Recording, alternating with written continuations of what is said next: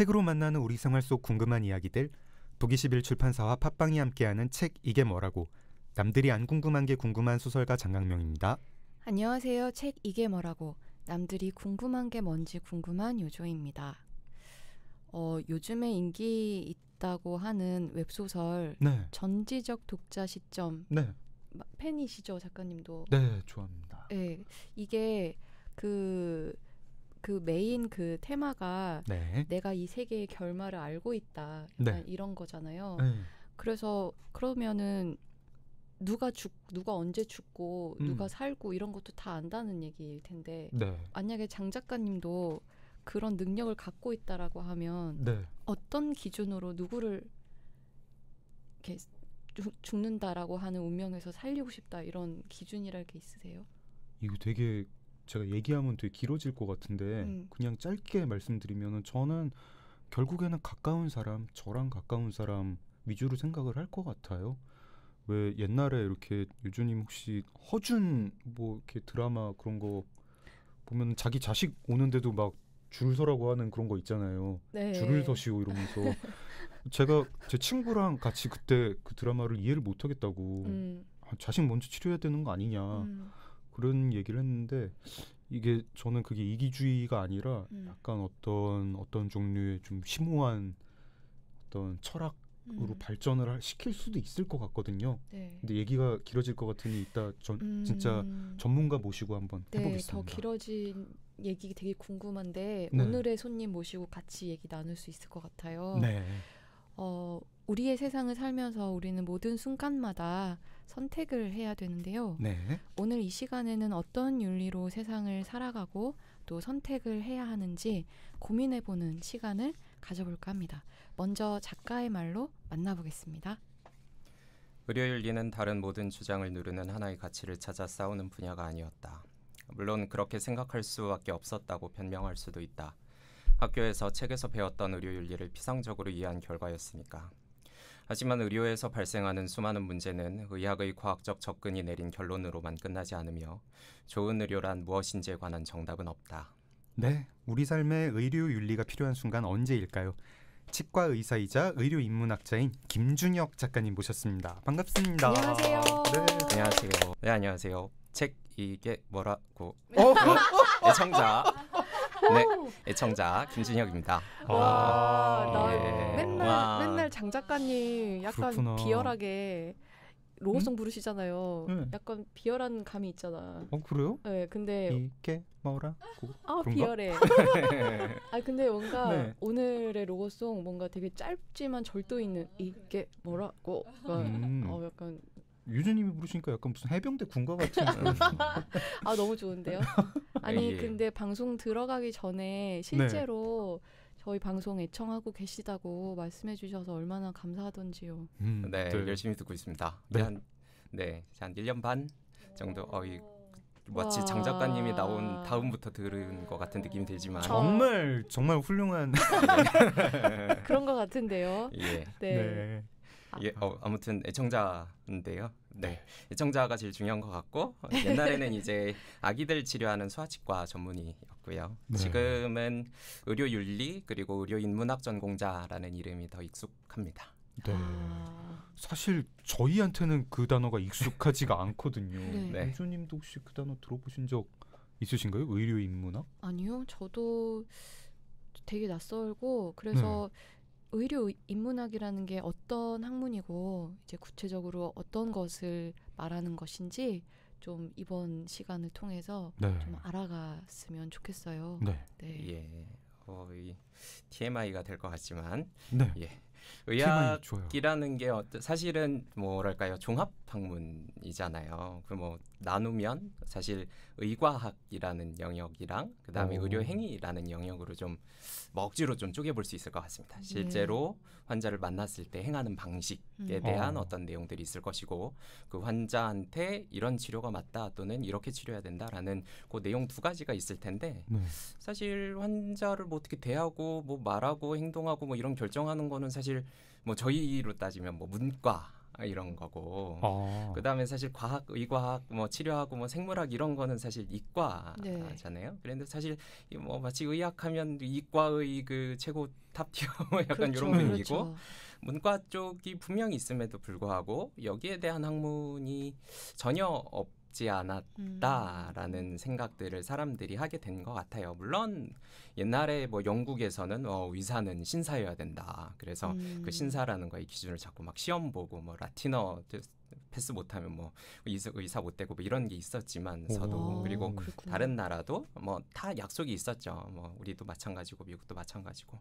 하지만 이를 뭐 따져보고 이렇게 해야 된다. 이런 행동이 중요하다라는 생각은 별로 안 했던 것 같아요. 근데 이제 20세기 한 중반쯤 들어가니까 현대의학이 어찌 보면 전성기를 맞이를 하잖아요. 뭐 장기도 이식하고 뭐 그 전까지는 사실 그 생각도 못했는데 얼마나 신기했겠어요. 오, 사를 죽어가는 사람이 살아났어. 그런 상황을 맞이해서 와 진짜 대단하다. 막 다 죽어가는 사람 살리고 이러니까 박수를 치는데 한쪽에서 이제 좀 이상하지 않나라는 생각들을 하기 시작했던 것 같습니다. 즉 의학 뭐 신기해 좋아. 근데 비인간적이지 않아? 라는 비난이 그때 막 쏟아졌어요. 더구나 그때 뭐 여러 나라에서 미국도 마찬가지고 다른 나라에서도 이런 문제들이 있다라고 막 뭐 폭로라든지 아니면 문제 제기라든지 이런 게 막 터지기 시작하죠. 그래서 그럼 이걸 좀 해결하기 위해서 문과 쪽에서 좀 잔소리를 해야 되겠다라고 한 게 의료인문학이라고 할 수 있을 것 같아요. 그래서 그 영역을 보면 뭐 의료윤리, 의학사, 역사입니다. 뭐 의학 철학, 뭐 의학과 문학, 의료 사회학, 뭐 의료인류학, 뭐 예술치료 이런 모든 걸 포괄하는 되게 커다란 용어고요. 저는 이제 그 중에서 의료윤리, 의철학, 의학과 문학을 공부를 했었죠. 이게 그러니까 역사가 꽤 깊은 학문인 거군요. 의료인문학이라는 게 최근에 막 만들어진 단어가 아니고. 단어 자체는 굳이 따지면 이 단어를 처음 쓴 게 한 100년 정도 전이었고요. 호주의 어떤 교수님이 의료인문학이라는 게 있어야 되지 않겠나? 라는 말을 했던 게 처음이었고 실제로 이제 학문으로서 발전하기 시작했던 거는 사실 그렇게 길지는 않습니다. 그리고 또 이 나중에 이런 게 의료인문학이야 라고 묻기 시작한 거지 그 전에는 사실 뭐 예컨대 예술치료가 먼저 이렇게 막 뭐 미술치료, 음악치료 이런 게 발달한다든지 아니면 뭐 사회학에서 이제 의학에 관해서 연구를 해야 되겠어, 몸에 관해서 연구를 해야 되겠어 이런 게 발전을 한다든지 이렇게 각자 따로 있다가 나중에 그래 이거 다 어차피 의학에서 되게 좀 천대받고 무시받는 한꺼번에 모여서 아싸 해보자라고 했던 게 오히려 다시 시작이라고 해야 되지 않겠나. 그래서 구체적으로 이제 이런 이름으로 사람들이 모이기 시작한 건 한 30-40년 정도밖에 되지 않아요. 알겠습니다. 의료인문학이라는 학문에 대해서 그냥 되게 개략적으로는 이제 좀 안 것 같고 책 이야기 하면서 또 이제 계속 설명 들을 수 있겠죠. 그 전에 김준혁 작가님 이제 프로필을 제가 조금 읽어드리겠습니다. 네. 연세대 치과대학을 졸업을 하셨고 같은 병원에서 소아치과 수련을 받으셨습니다. 미국 펜실베이니아 대학교에서 생명윤리 석사과정을 졸업을 하시고요. 현재 신문에 김준혁의 의학과 서사 칼럼을 연재하고 계십니다. 번역하신 책으로 치의학의 이절인 역사 제목 되게 좋다. 네, 좋죠. 이절인 역사가 있고 이야기, 의료, 윤리, 사회가 만나는 지점을 연구 중이십니다. 선생님 프로필을 읽다가 작가님 프로필 읽다가 약간 궁금한 게 있는데 좀 이게 뭐 좀 선입견일지도 모르겠는데요. 근데 좀 여러 이제 의료 분야 중에서 뭐 치과는 좀 그래도 약간 어떤 뭐 생명하고 막 이렇게 직결이 되는 거 같지는 그 막 뭐 응급의학과라든가 이런 데에 비해서요. 그래서 의료윤리 문제는 좀 덜 첨예하지 않을까 하는 막연한 그냥 정말 무식쟁이의 어떤 선입견이 있는데요. 어떻게 해서 의료윤리에 관심을 갖게 되셨는지 그리고 치과도 의료윤리랑 어떤 관련이 있는지 그런 거 좀 여쭤봐도 될까요? 예, 처음부터 너무 어려워. 네. 저도 근데 치과 선생님한테 이런 거 얘기를 하니까 되게 부담되고 치과만 생각하면 떨려요. 예. 네. 치과 무섭죠. 네. 진짜 무서워요. 무서워요. 그것 때문에 공부를 시작한 건 아닌가라는 생각도 가끔은 해보는데요. 그리고 지금 소아치과도 담당하셨잖아요. 근데 어른도 되게 무서워하는 병원이 치과인데 애들은 또 얼마나 무서워하고 그 병원에서 또 얼마나 그 힘들게 하겠어요, 어른들을. 저는 소아치과라는 말을 들으면 딱 두 가지가 연상이 되는데 하나는 애기 우는 소리하고 또 하나는 그 드릴 소리. 네. 뭐 드릴 소리야 뭐 어디서든 나지만 네. 아무튼 이 되게 안쓰럽다고 해야 될지 되게 어려운 게 네. 치과에서 막 애기가 와서 물론 저도 진료 안 한 지 좀 됐습니다만 와서 운단 말이죠. 막 네. 말 안 듣고 막 하면 어떡해요? 엄마가 야 너 자꾸 이렇게 말 안 들으면 치과 데려갈 거야.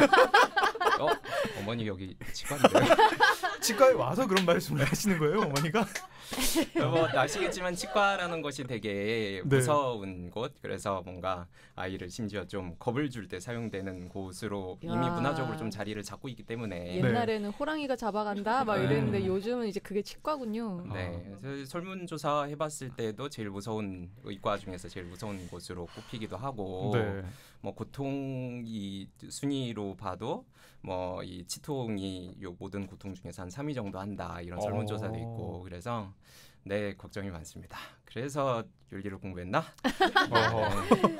아무튼 네 뭐 그렇습니다. 사실 예, 뭐 치과랑 의료 윤리 말씀하신 것처럼 되게 좀 뜬금없죠. 저도 학생 때는 당연히 와 이거 뭐 그때 뭐 교육이 있었던 것도 아니고 그렇기 때문에 와 이거 진짜 의료 윤리랑은 상관이 없으니까 다른 걸 좀 공부를 해야 되겠다. 좀 그때 당시 좀 뭔가 문제 의식 같은 거는 있긴 있었기 때문에 그러면 뭐 철학을 공부를 하면 내가 가지고 있는 이런 문제를 좀 풀어볼 수 있지 않을까라고 생각을 했었는데 공부를 하다 보니까 이게 생각보다 되게 관련이 있구나라는 생각이 많이 들었어요. 사실 의료윤리라는 게 아주 그냥 코어 압축해서 말하면 결국 가치에 대해서 고민을 하는 건데요.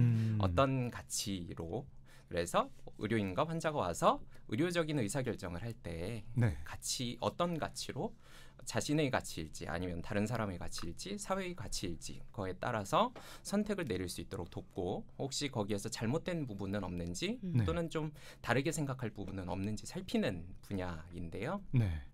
사실 치과는 좀 그냥 뭐 굳이 신경을 써야 돼? 라고 했을 뿐이지 뭐 가치에 대해서 고민을 할 때가 많죠. 뭐 예를 들면 충치 뭐 뭘로 치료할 건지 뭐 치료할지 말지 저희 뭐 예컨대 일을 좀 이런 모양으로 했으면 좋겠다는 것도 당연히 이제 어찌 보면 가치에 대한 고민일 수 있고요. 이 일을 빼서 뭐 예컨대 임플란트를 할 건가?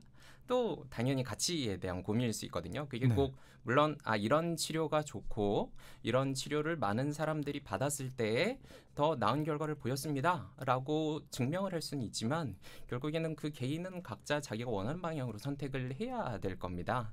그런데 사실 지금까지는 자 선생님이 알아서 결정해 주시면 자 거기에 따르겠습니다. 약간 좀 전체적으로 환자분도 그렇게 생각했고 의사들도 마찬가지로 다 그렇게 생각을 했고요. 그래서 저도 마찬가지로 이거 뭐 그런 거 어차피 치과는 말씀하신 것처럼 생명이랑 상관은 뭐 이거 윤리는 막 죽고 사는 문제에만 관련 있는 거 아니냐. 뭐 예컨대 뭐 안락사, 뭐 무슨 뭐 이런 뭐 임신 중절 이런 것만 중요한 거 아니냐라고 생각을 했는데 들어가다 보니 아주 그냥 기본적인 의학적인 만남과 결정 과정에도 다 의료 윤리가 할 얘기가 있고 따져볼 부분들이 있었는데 그냥 그런 거 다 놓고 살았구나라는 생각들을 많이 하게 됐습니다. 저는 사실 지금 이제 작가님 말씀 들으면서도 또 새삼 느끼고 이 책을 읽으면서도 느낀 건데요. 책 읽기 전에는 이제 책 제목이 누구를 어떻게 살릴 것인가이고 뭐 의료 윤리에 대한 책이라고 이제 밑에 설명이 있으니까 아니 이건 그냥 의사랑 의대생이 읽으면 되는 책 아니야? 내가 뭐 누구를 어떻게 살려? 나는 의술도 모르는데 뭐 이렇게 책을 시작을 했거든요. 근데 저는 병원 가면 다 그냥 의사 선생님 말씀 따라야 되는 건 줄 알았는데 그런 거 가치를 어떤 이제 의료 행위도 어떤 가치를 추구하는 것이고 그 가치에 환자의 선택도 이제 중요한 몫을 택한다. 뭐 이런 걸 생각을 해보니까 의료 윤리라는 게 이게 의대생만 이렇게 알아야 되는 게 아니구나 이런 생각을 하면서 책 읽으면서 생각이 많이 바뀌었어요.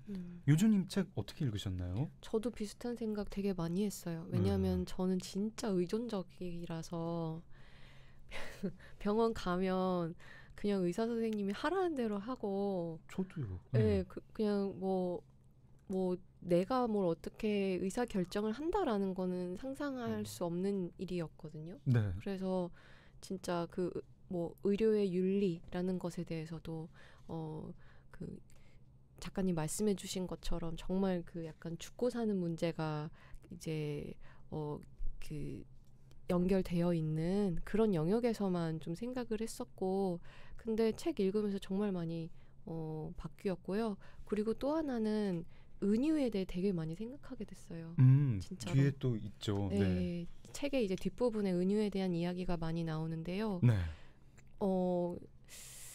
뭔가 장 작가님 말씀하신 것처럼 이게 의사와 의과대생들만의 고민이 아니라 환자들도 고민해야 되는 문제이고, 그거랑 이제 연결해서 우리가 그렇다면은 이 의료 윤리 그러니까 이런 문제들을 우리가 어떻게 은유하고 네. 또 잘못된 은유를 어떻게 바꿔나가야 되는가, 이런 데까지도 생각해보지 못했거든요. 그런 데까지 생각해 볼 수 있었던 계기였어요.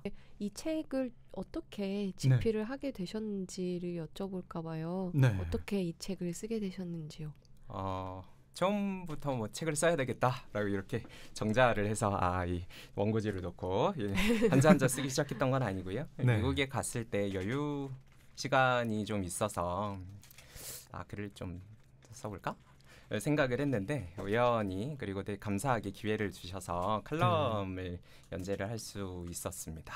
그걸 이제 쭉 연재를 하다 보니까 이제 요거를 요런 내용이 이제 좀 많이 필요할 것 같은데 그걸 좀 책으로 모아서 내면 어떻겠냐고 연락을 주셔서 그러면 그거 좀 모아서 이렇게 좀 내용도 좀 추가하고 뭐 다른 내용도 좀 소개하지 못했거나 아니면은 좀 더 소개할 내용들을 좀 더 이렇게 해서 그걸 책으로 내게 된 건데, 번역서는 뭐 아까 네. 좋은 제목이라고 말씀하신 그 책은 냈었고, 요 책 낸 다음에도 이제 나온 책이 있지만 네. 사실 직접 책을 쓰는 거는 처음이었거든요. 네. 그래서 아무래도 제 생각에는, 그리고 사실 뭐 아직도 그럴 거라고 생각하는데 많은 분들이 좀 관심 없거나 아니면 아까 두 분 말씀하신 것처럼 그 의사 선생님만 알면 되지 뭘 그걸, 아니 뭐 의대생만 알면 되지 뭐 그걸 내가 읽어야 돼? 라는 그런 좀 주제로 책을 내는 게 소용이 있을까?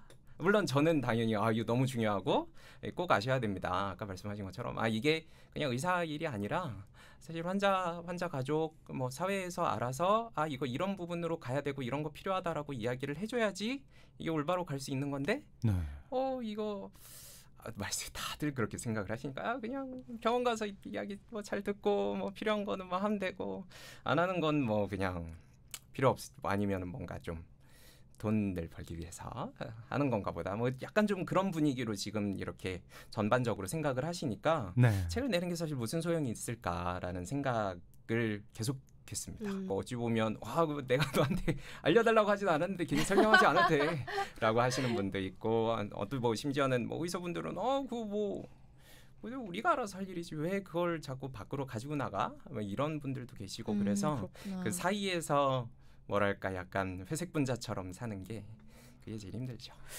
그런데 저는 그렇게 작가님의 고민이 너무 잘 알겠고 그러니까 그 고민이 맞다라는 게 아니라 그 고민을 하는 그 상황을 너무 이해를 할 수 있을 것 같은데요.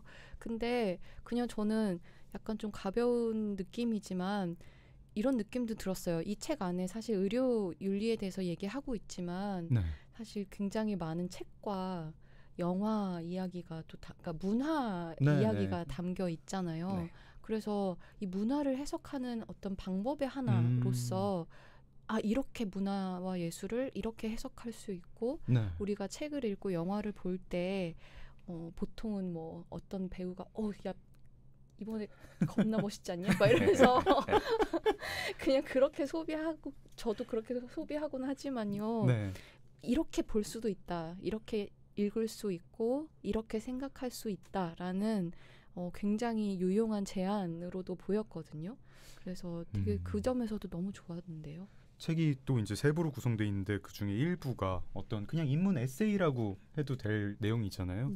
저는 이렇게 읽으면서 뭐 이렇게 약간 아까 작가님 설명도 들으면서 좀 얄밉더라고요.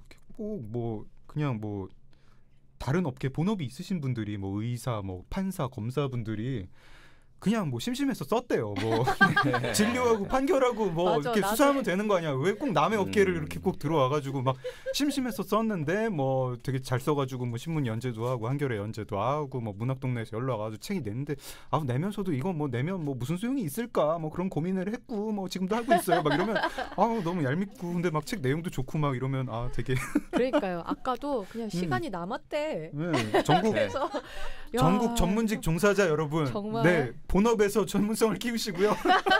동네 상권 침범하지 마시고. 예. 뮤지션도 포함이에요. 와. 맞습니다. 찬성. 갑자기 식은땀이 막 나네. 네, 알겠습니다. 네. 정말 많은 주제 이야기들이 책에 담겨 있는데 우리가 이거를 시간 안에 다 이야기 나누기는 좀 힘들 것 같고 이제 몇 개의 주제를 가지고 이야기를 나눠볼까 해요. 이제 첫 번째는 아픔의 공감이라는 주제로 한번 이야기를 나눠볼까 합니다. 네. 첫 장부터 우리를 참 고민에 빠지게 하는 소주제가 등장을 하는데 그게 무슨 질문이냐 하면 아픔은 나눌 수 있는가? 정말 뭐랄까 저는 책을 펼치는데 첫 장 제목부터 돌직구다. 뭐 이런 어떻게 생각하세요, 유주님? 아픔 나눌 수 있는 건가요? 그러니까 이 옛말에 뭐 기쁨은 나누면 2배가 되고 뭐 아픔은 나누면 반이 되고 뭐 이런 얘기가 있잖아요. 빡침도 나누면 배가 된다고? 글쎄, 근데 이게 저는 약간 언제나 슬픔, 아픔 나누면 뭐 절반이 되고 나눌 수 있고 이런 언제나 그렇진 않은 것 같아요. 작가님 좀 어떤 마음으로 이렇게 쓰신 건가요? 아픔은 나눌 수 있는 걸까? 어떤 내용을 좀 전하고 싶으셨나요? 일단 제 개인적인 경험에서 출발했던 것 같아요. 사실 말씀드린 대로 저는 아이들을 진료를 하는 사람이었기 때문에 다른 사람들의 아픔이나 슬픔을 볼 때 뭐랄까 마음의 벽을 세우는 게 되게 익숙합니다. 약간 좀 스위치를 이렇게 올린달까요? 그걸 올리고 난 다음에는 그래 아프구나 라고 그냥 생각하는 그 어떤 벽 같은 거. 이게 되지 않으면 아이만 고생하거든요. 빨리 해줘야지. 그쵸, 문제를 해결해줘야지. 이게 아주 그냥 슬퍼 힘들어 그러고 계속 같이 하고 있으면 그냥 다 같이 고생만 할 뿐이니까요. 물론 이런 태도가 조금 줄어들기는 했을 것 같아요. 이제 조금 진료랑은 조금 이제 거리가 있다 보니까. 그래도 저는 기본적으로 슬픔이나 아픔을 나누기 전에 좀 먼저 해결을 해야 된다라고 생각하는 편이고, 사실 또 기쁨은 또 제가 잘 모르겠는데 제가 개그를 배우면 알 수 있을 텐데 기쁨을 나눠본 적이 없어서 잘 모르겠고, 그러다 보니 이제 기쁨은 빼고 그런 말씀은 그래 슬픔은 나누면 절반으로 줄어든다 이런 속담이 있는데 그러면은 정말로 나눌 수 있는가? 정말로 내가 내 슬픔을 이야기했을 때 다른 사람이 그 슬픔을 똑같이 알 수 있는 걸까라는 생각들을 하게 됐죠. 사실 제가 병원에 있으면서 그 생각을 계속했으니까 내가 지금 그래 힘들겠다라고 생각을 하는 게 저 사람의 아픔을 정말 아는 걸까라는 생각. 예를 들면 그 1999년에 이 콜럼바인 총기 난사 사고가 있었습니다. 그리고 가해자였던 딜런 2명이었는데 그중에 한 명이 딜런이었고 그 어머니 수 클리볼드라는 분이 나는 가해자의 엄마입니다라는 책을 쓴 적이 있었어요. 이제 3년 전이었는데 그 책을 읽으면서 이 사람의 고통은 어떨까 생각하면 상상이 안 되는 거예요. 나름 이렇게 잘 크고 있다고 생각한 아들이 13명을 죽이고 24명한테 부상을 입힌 다음 자기도 자살했다. 그러면 자기의 삶이 그 17년 동안 아이랑 살았 그 17년이 그냥 통째로 부정당한 건데 글쎄요. 그런 상황을 이렇게 지금 말씀드린 것처럼 설명을 할 수는 있겠죠. 그래서 그렇게 아팠대요. 예컨대 이게 제 학생들이랑 수업할 때도 이야기를 한번 했었습니다만 그래 이런 일이 있었대. 설명은 할 수 있습니다. 그런데 나는 이렇게 아팠어. 그 사람은 그렇게 고통받았대라고 하는 게 가다울 수 있을까라고 생각할 때 그거는 안 되지 않나. 그렇다면 우리가 아프다라고 하는 말은 무슨 의미인가? 우리가 그래요, 우리 같이 고통을 공감해요 라고 하는 그 표현은 무슨 의미가 있나 라는 생각이 있어서 그런 고민들을 좀 나눠보고 싶었습니다. 저는 이 부분 되게 이제 처음 알았는데 버지니아 울프가 쓴 에세이 중에 아프다는 것이라는 에세이가 있고 거기서 이제 울프의 주장 중에 하나가 모든 문학 작품의 이제 주제 같은 것들이 뭐 전쟁, 뭐 사랑, 뭐 이런 것들, 뭐 아니면 뭐 어떤 싸움, 뭐 이런 거, 전투, 뭐 이런 거는 주제가 많은데 질병을 소재로 한 문학 작품이 의외로 드물다. 거기까지는 동의하고 울프는 질병의 아픔을 언어로 표현하기 어렵다. 그래서 문학 작품에서 질병이 이렇게 소재가 잘 안 된다라고 얘기를 하시고 이제 작가님께서도 그 말씀을 이제 우리가 몸에 아픈 거는 진짜 말로 표현하기 어렵고 말로 표현해도 전달이 잘 안 된다. 맞는 말 같기도 하고 저는 약간 그건 맞는 것 같은데 문학 작품이 그래서 질병을 소재로 안 하는 게 아니라 질병은 너무 맥락 없이 찾아와가지고 어떤 다른 거는 되게 의도가 있는 거잖아요. 전쟁의 아픔이든 아까 그 콜럼바인 총기 사건 같은 것도 어떤 악의가 있고 살의가 있는 사건이었고 그 사건은 뭐 우리가 그 가해자의 마음을 정말 깊이 이해하지는 못하겠지만 어쨌든 그 사건의 맥락이 있는데 갑자기 내가 암에 걸린다든가 뭐 무슨 되게 통증이 어떤 장염에 걸리면 되게 어떤 그걸 가지고 서사로 만들기가 참 어려워서 그런 거 아닐까? 참 질병이란 건 참 뜬금없이 생기는 거구나 이런 생각도 있었고 뭐 여러 가지 생각이 들더라고요. 그러면서 진짜 문학 작품 중에 질병의 아픔을 소재로 한 게 드물긴 하네 이 생각도 했고 예, 사실 서사화는 해왔죠. 지금 인간이 근 2000년 동안 네. 이걸 질병 또는 질환을 이해하기 위해서 네. 여러 가지를 동원해왔습니다. 뭐 근데 2000년 전이라면 네. 악령이 들어와서 지금 이렇게 된 거야. 그 악령이 들어온 이유는 뭐 때문이니까 너 지금 뭐 예컨대 뭐 주술사한테 이런 걸 갖다 바쳐야 돼? 네. 라는 이야기를 했을 것이고 예컨대 1000년 전이었으면 신의 뜻에 너가 위반을 해서 그런 거니까 너는 지금 이런 걸 배워야 되고 이런 걸 실천을 해서 다시 신 안으로 들어오면 질병이 나을 것이다 라고 네. 생각을 했을 것 같고 지금 저희 같은 경우는 병은 뭐 예컨대 생물학적인 이런 변화가 있어서 지금 신체에 이런 변화가 생겼고 그래서 발생한 겁니다. 그래서 이런 부분들을 치료해야 됩니다. 라고 이야기를 할 것이고 사실 그것도 저는 충분히 서사라고 생각을 해요. 네. 그런데 이제 재밌는 서사냐 라는 게 좀 문제일 거라는 생각은 들고 뭐 질병 걸렸어. 그래. 까지라는 거죠. 그거 가지고 뭐 예컨대 전쟁으로 참혹해, 너무 슬프다, 많이 뭐 사랑 얘기다, 그래 뭐 가슴 뛰네, 너무 좋아 이런 이야기 할 수 있는데 질병 걸렸어, 그래 아프겠다 이거밖에 못한다라는 이야기를 하고 네. 왜 그럴까? 라는 이야기를 하는 거죠. 왜 사람들은 질병 뭐 사실 전쟁보다도 훨씬 흔하고 사랑보다도 훨씬 흔한 이야기고 우리 언제나 만나는 이야기인데 네. 왜 그냥 그래 그렇지 아프겠다 라고까지밖에 이야기를 못할까라는 그 질문에 대해서 네. 버지니아 울프가 대답했던 게 그겁니다. 아픈 것은 언어할 수 없고 그래서 공유할 수 없고 그것이 표현된다라고 하더라도 내가 이해하는 것과 상대방이 이해하는 고통은 다르다. 그렇기 때문에 아무리 고통에 대한 많은 언술이 있고 많은 이야기가 있어도 그것은 그냥 표면적인 이야기일 뿐 다른 사람을 감동시키거나 다른 사람을 움직일 수 있는 이야기는 되게 어렵다라고 생각을 했던 거죠.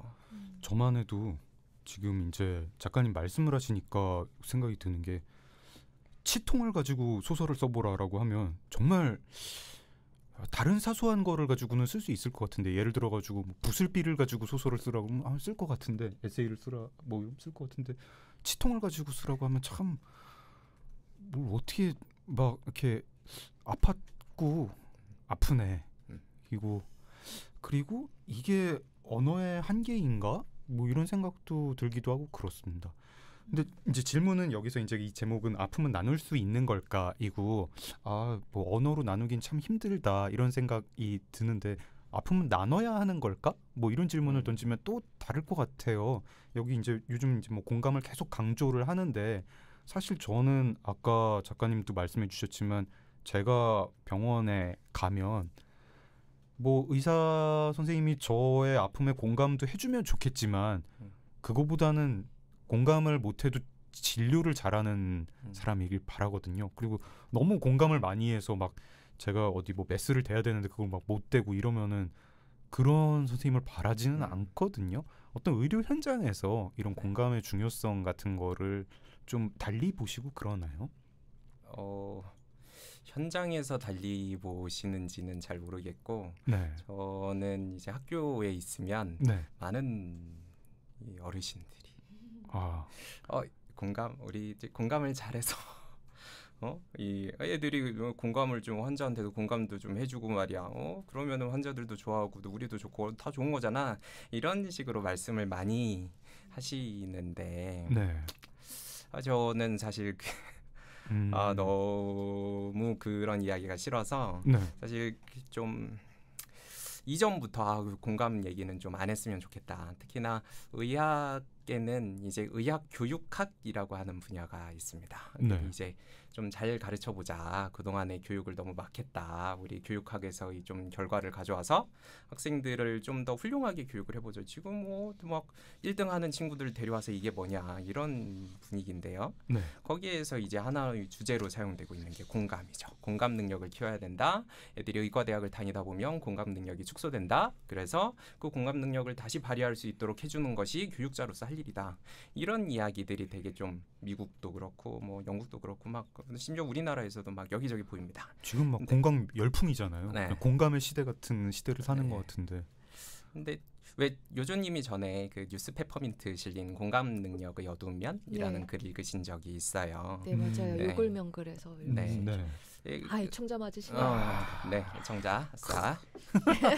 근데 이제 공감하더라도 사실 저는 누구한테 공감하느냐가 더 중요하다라고 생각을 하거든요. 네. 사실 병원에서도 의사가 환자한테도 공감할 수 있지만 다른 동료 의료인한테도 공감할 수도 있을 거고 아니면 뭐 되게 훌륭한 뭐 병원장님한테도 공감할 수 있을 겁니다. 네. 그래서 이제 저 환자 때문에 너무 힘들다. 그냥 그러고 지나갈 수도 있거든요. 앞에 있는 환자한테는 공감 안 하고 다른 사람 뭐 사실 지금 뭐 예컨대 레지던트다. 그럼 힘든 거 맞으니까 그래요. 지금 우리 레지던트 이 힘든 고난의 시간을 어떻게 보낼 것인가.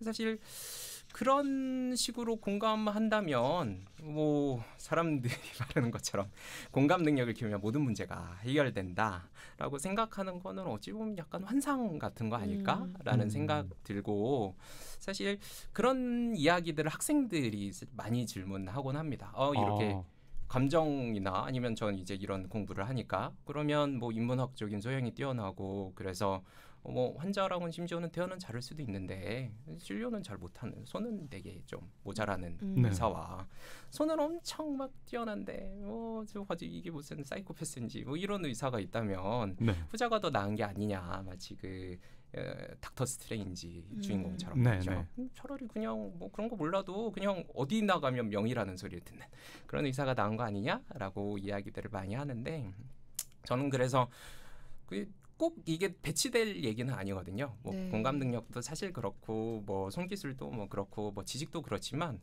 사실 다 가질 수 있습니다. 물론 어느 하나에만 특화된 모습을 또 우리 사회가 되게 이상으로 삼고 있기 때문에 그런데 장 작가님 글씨 진짜 잘 글 최고지. 이렇게 어떻게 뾰족한 글 날카로운 글을 써. 그런데 참 인성은 이런다면 인성은 얘기하지 않는 것으로 네. 물론 이제 그게 꼭 뭐 그렇다는 거 아닙니다. 얼마나 훌륭하신 분이라는 거 잘 알고 있고 아무튼 사실 의사도 마찬가지거든요. 잘하고 진료도 잘하고 환자한테도 잘하고 그런 어떤 사회에서 요구하는 어떤 기대도 잘 충족시킬 수 있는 사람이 될 수 있음에도 불구하고 딱 끊어서 너 공감 진짜 뛰어나 능력 완전 개차반이지 이런 사람과 이거 뭐 사람은 완전 대인관계 막 완전 꽝 그런데 진짜 손은 뛰어나 이런 이미지로 이미 그리고 있다는 것 자체가 어찌 보면 저는 그런 공감 이야기 또는 어떤 실력주의의 이야기들이 만들어낸 폐해라고 좀 생각하는 편이에요. 네. 저 이거하고도 조금 이어지는 이야기인데 어떤 정말 이렇게 되게 흔한 서사인데 이 책 읽고 다르게 보게 된 게 있었어요. 그리고 이렇게 작가님에 대한 원망도 약간 있는데 제가 부산행 영화를 안 봤거든요. 근데 부산행 스포일러가 너무 자세하게 아주 그냥 뭐 잠깐 언급하고 마시겠지 했는데 그 장면이 중요한 장면 같던데 굉장히 자세하게 잘 설명을 해주셨더라고요. 영화 보는 것처럼. 근데 그 이제 그 얘기 자체는 다른 영화 같은 데서도 많이 본 거잖아요. 뭐 아웃브레이크 뭐 이런 영화들에서 어디서 전염병이 났는데 여기를 이제 폐쇄를 하고 거기 안에 있는 사람들을 못 나오게 하는 거. 굉장히 정치적인 관점에서 보면 세상이 이렇게 비민주적인 어떤 사실 인권 침해라고 해도 되는 거죠. 전 나쁜 놈들 했는데 이게 의료 윤리라는 게 참 복잡하구나. 어떤 공동체 전체의 입장에서 보면 그게 오히려 맞는 선택일 수도 있고 실제로도 메르스 사태 때 많이 논란이 됐었고 이런 이야기 한번 조금 더 자세히 들어보고 싶습니다. 그런 검역을 둘러싼 어떤 의료 인문학에서의 어떤 논쟁 같은 게 있나요? 이게 말씀해 주신 내용들이 사실 상당히 많은 부분을 포괄하고 있어서 그런 말씀하지 않은 분이 어디 있나 지금 열심히 머리를 굴리고 있는데요.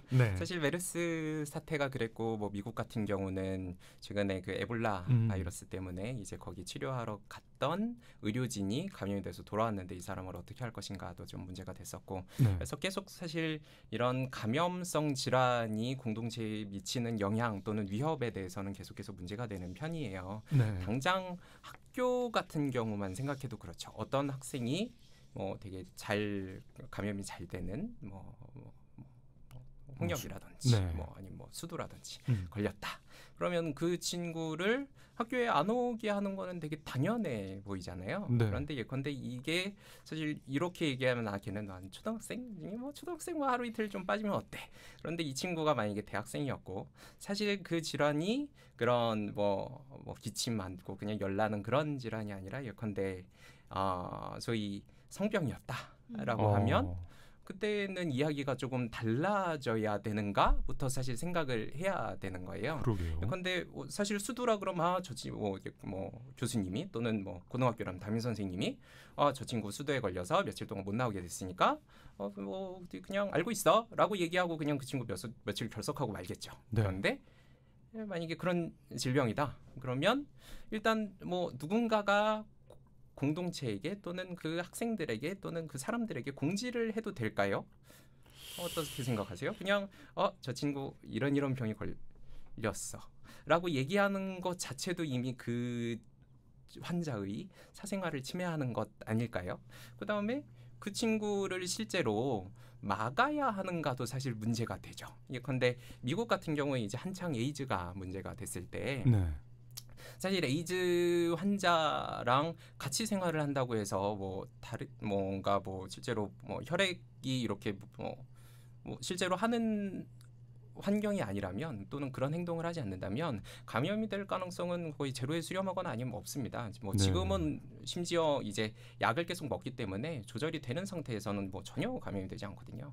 그런데 그때 당시는 그래도 좀 공포가 있었으니까 그럴 수 있다고 쳐도 30년 전이었으니까요. 막 이제 에이즈 뭔가 지금 우리 사회의 부정한 부분에 대해서 뭔가 신이 질병을 내리고 있는 이런 상황인가라고 생각을 할 때 그런 상황에서 한 초등학생이 이제 에이즈에 걸렸다는 게 알려졌습니다. 그런데 학교에서 그 학생 우리 학교 이제 더 못 다녀라고 결정을 하게 되죠. 사실 부모 입장에서는 이거 어떻게 그런 무서운 질병에 걸린 애랑 우리 애가 같이 다녀라는 생각을 할 수 있다라고 하더라도 학교에서 그런 결정을 하는 것은 사실 또 별개의 문제가 됩니다. 사실 감염될 가능성이 없다라고 누군가가 상당히 좀 확실하게 괜찮습니다라고 얘기를 함에도 불구하고 사람들이 무서워한다라는 이유만으로 그 학생을 공동체에서 내보내도 되는 걸까요? 이런 질문들이 막 쌓여 있기 때문에 사실 이렇게 결정하는 게 정답이고 어떤 감염성 질환의 발병 상황에서 또는 발발 상황에서 이렇게 대처해야 한다라는 정답을 만들기는 되게 어려워요. 사실 한국은 그런 정답을 상당히 오랫동안 쌓아놓고 있었던 상황에서 메르스라고 하는 질병이 그 전과는 되게 다른 양상으로 퍼졌기 때문에 사실 그동안의 검역 시스템 또는 차단 시스템이 제대로 작동을 못했던 거죠. 그러다 보니 되게 사회 문제가 됐었던 것이고 그런데 그런 것들을 대처해 나가는 과정 그리고 그런 경험들이 쌓이는 것이 어찌 보면 사회가 또 계속 발전해 나가는 과정일 수도 있다는 생각이 들기는 해요. 사실 당해봐야지 생각을 하게 되고 겪어봐야지 또 아 그래 그런 문제들이 있었으니까 이제 앞으로는 뭐 그런 문제 다시는 벌어지지 않도록 새롭게 제도를 정비하고 우리가 뭐 윤리적이란 뭐 윤리의 문제들을 다시 생각해봐야 되겠다라고 이야기를 하게 되니까요. 하지만 최소한 우리가 이런 문제가 있었을 때 이런 가치를 놓고 이런 문제들에 대해서 이야기를 해야 된다라는 이야기는 저는 그전에는 있었어야 된다라고 생각을 하는데 그런 게 없었던 게 사실 메르스 사태 때도 그렇고 그 전에 여러 가지 역사적인 일 발 때도 되게 아쉽다라는 생각들을 많이 해요. 이게 진짜 그 의료 윤리라고 하니까 병원에서만 그리고 또 의사들만 이렇게 고민하는 건 줄 알았는데 아니라는 거를 많이 알게 됐고 또 이렇게 답 없는 질문 같은 게 책에 많이 있더라고요. 그 전혀 병원하고 상관없는 그러니까 병원이라는 공간하고 상관없는 오히려 국회, 청와대 이런 거하고 상관이 있을 것 같은 문제. 대통령의 정신건강 같은 경우 뭐 트럼프 대통령이 정신이 만약에 이상한 것 같으면 의사가 얘기를 해야 되느냐 뭐 이렇게 이제 뭐 한국 사례 같은 것도 조금 나오고 이제 레이건 대통령 이야기도 나오는데 야 이거 읽으면서도 사실 이제 이것도 어떤 답을 얘기하는 게 아니라 어떤 질문과 고민을 담은 챕터였잖아요. 아 그거 진짜 잘 모르겠더라고요. 유주님 혹시 그 부분 어떻게 생각하셨어요? 만약에 내가 정신과 의사인데 대통령이 아니면 또 대통령에 준하는 되게 어떤 정치 지도자가 대선 후보가 이 사람 좀 정신적으로 문제가 있다면 그거 밝혀야 되나요? 말아야 되나요? 진짜 고민될 것 같아요. 그래서 만약에 내가 뭐 그런 정신과 의사인데 그런 소견이 이제 발견이 된다. 그러면 일단은 전 주변에 엄청 물어볼 것 같아요. 나 이거 얘기해도 돼 할까 말까 이런 거를. 그랬다가 어디 국정원에 끌려가는 거 아닌가요? 물어보면 안 될 것 같아요. 여기저기 좀 물어보고 그리고 만약에 어떤 내 가치관에서 볼 때 이거는 얘기를 해야 되겠다라고 생각이 된다면 그 이후에 벌어지는 상황들에 대해서도 내가 감당을 해야 되겠죠. 그런 각오까지 서야 말할 수 있지 않을까. 되게 조심스러운 일이니까요. 네. 심지어 정신과 의사분들도 이 문제에 대해서 지금 어떤 정해진 답이 없는 거죠.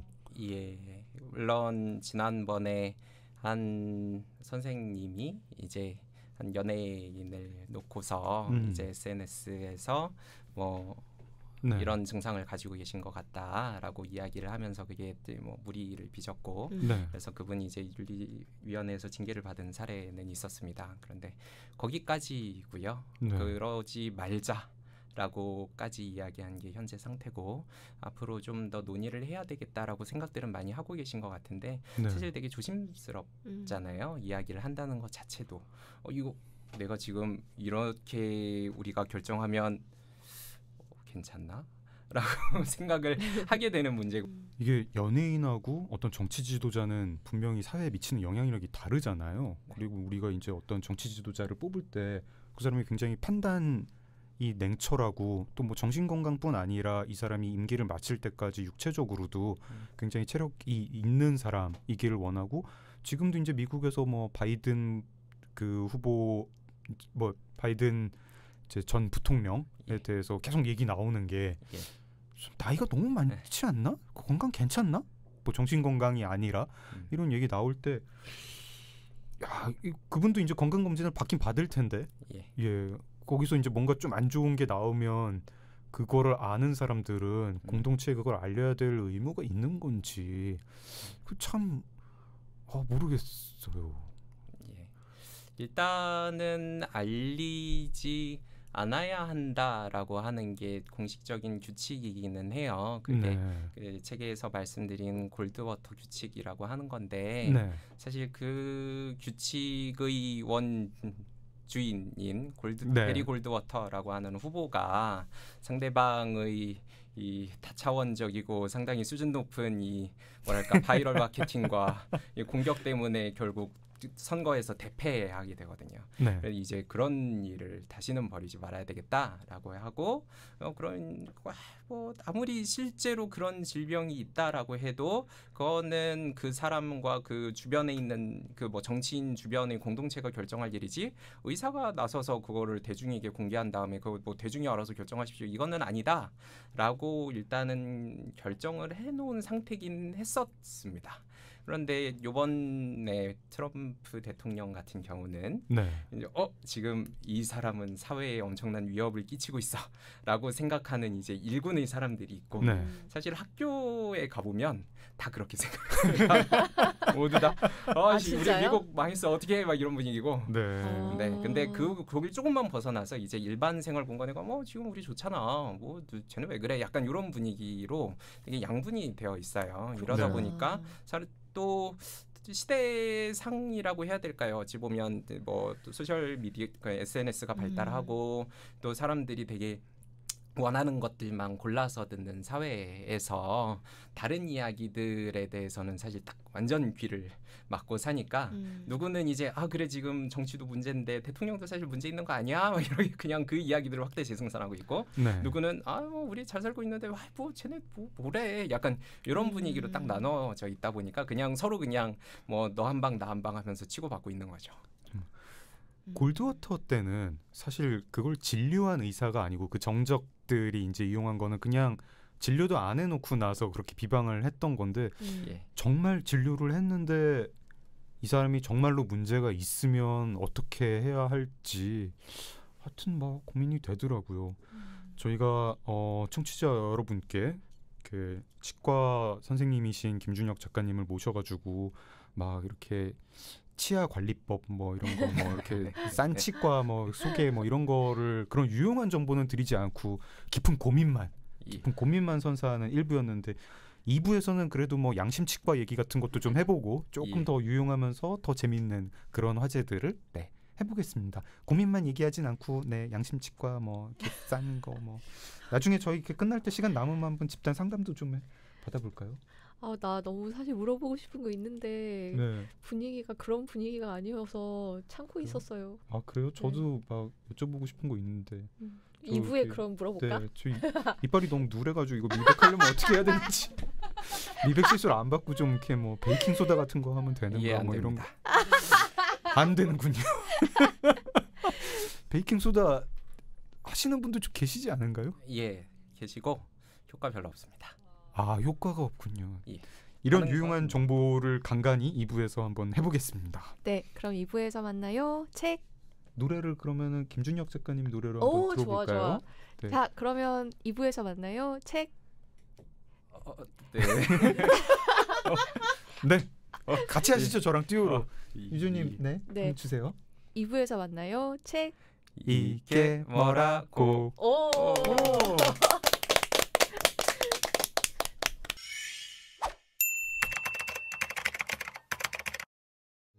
정말 이게 뭐라고 정말 이게 뭐라고 정말 이게 뭐라고 고고고고 이게 뭐라고